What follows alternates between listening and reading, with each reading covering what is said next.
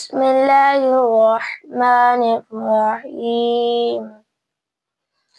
يا أيها الذين آمنوا لا تأكلوا الربا ضعفا مضاعفا واتقوا الله لعلكم تفلحون. واتقوا النار التي أعدت للكافرين وأطيعوا الله والرسول لعلكم ترحمون.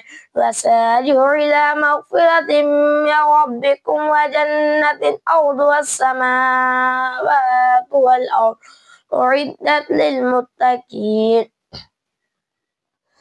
الذين ينفقون في السراء والضراء والكاظمين الغيظ والعافين عن الناس والله يحب المحسنين.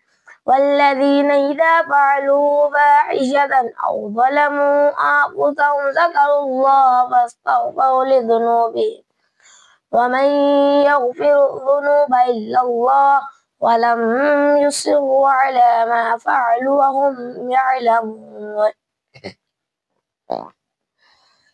أولئك جزاؤهم مغفرة من ربهم وجنات تجري من تحتها الأنهار خالدين فيها ونعم أجر العاملين. قد خلت من قبلكم سنن فسيروا في الأرض فانظروا كيف كان عاقبة المكذبين. هذا بيان للناس وهدى وموعظة للمتقين.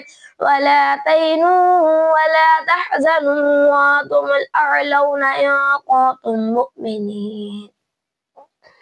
إن يمسسكم قرح فقد مس القوم قرح مثله وتلك الأيام نداولها بين الناس وليعلم الله الذين آمنوا ويتخذ منكم شهداء والله لا يحب الظالمين.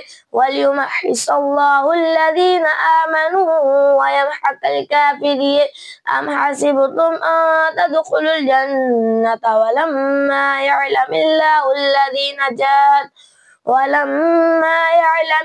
الذين جاهدوا منكم ويعلم الصابرين. ولقد كنتم تمنون الموت من قبل أن تلقوه فقد رأيتموه وأنتم تنظرون.